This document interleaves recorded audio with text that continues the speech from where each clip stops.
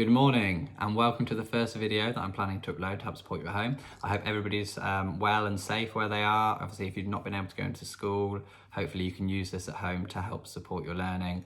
Today's video is going to start off nice and simple. We're going to look at cursive formation for the curly caterpillar letters, which are modelled on a whiteboard, and for you to practice at home. This is good for both children at school, but also parents and carers who might not understand how cursive letters are formed. So let's get started. The first curly caterpillar letter that we're going to start with is the letter C, which we form by doing this. So we start on the line, we wash up and over, and we curl back round. So over the top and curl back round. The bit that's really important to remember with cursive is that we have these lead-ins at the start because they're going to become key when we help children join. So this is how we form the letter C, or if you're in reception, the letter K. Okay, the next letter that we will be forming is the letter A, or the sound A. Very similar to C, we start and we wash up and over the top, and we come back down and around, but we loop it up now, so we almost get an O shape.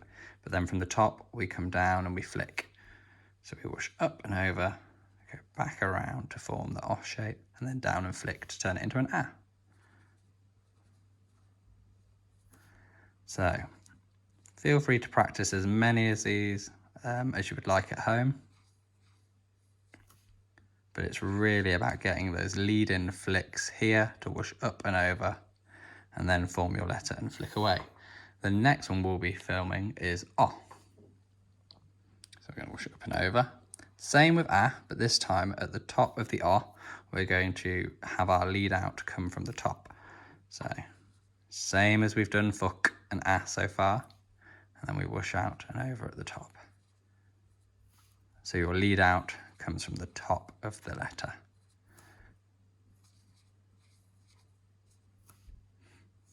Which will affect how we join later with O, but that's fine for now. The next letter we are going to form is the letter Q, which doesn't have a sound on its own because it's usually with the and U sound, which makes the Qu. So Q. So same again as we did with O and A, but this time we're going to come down and we're going to flick up. So all together.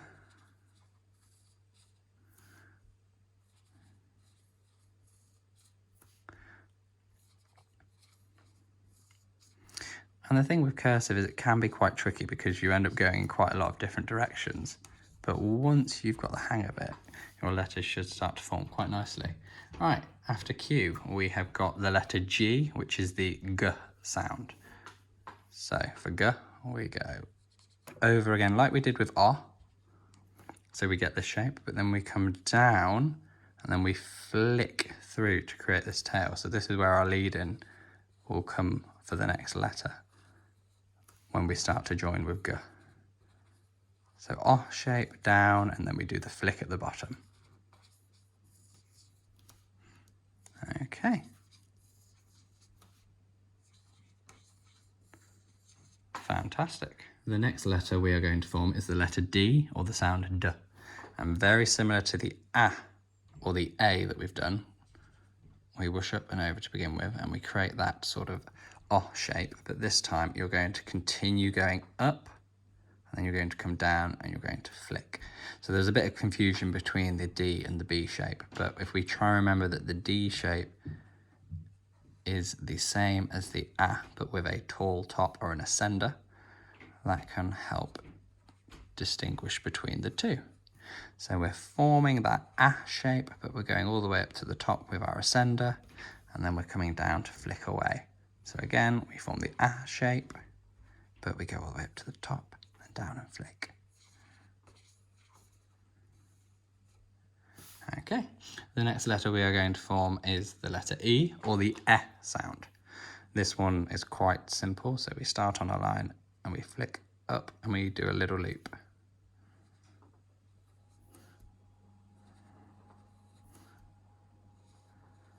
Like so. So that is E, which is nice and easy. The next letter we're going to form is the letter S, or the S sound. So for this one, we want to start on our line. We want to have our lead in, as we talked about before. We want to come over the top, And then we need to go back down the line we've already made, come off halfway and start to snake down. So this is a bit tricky because it's quite a wiggly, swervy letter. So this one might take a bit of practice, but that's okay because we've got time, 12 weeks to be exact. So over, down and cross, and then flick away. So again, with our cursive formation, it's really important we have both these lead ins and these lead outs, because these lead outs are going to help us connect to other letters lead ins for when we start to join. And then the last curly caterpillar letter that we are going to practice today is the letter F, or the sound F. So we are going to start with our lead in where we whoosh up, and then we are going to loop around and down, and then we loop the other way. So we sort of cross over, as you can see. So we're going to whoosh up like so. Again, these ones can be quite tricky because there's a lot of looping and swirling.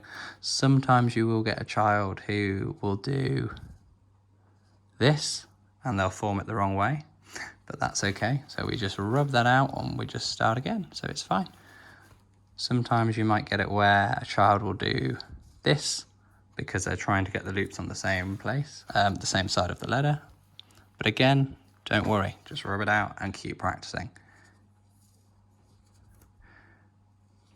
As a teacher, it took a little bit of practice to get used to cursive, changing from a different style of writing.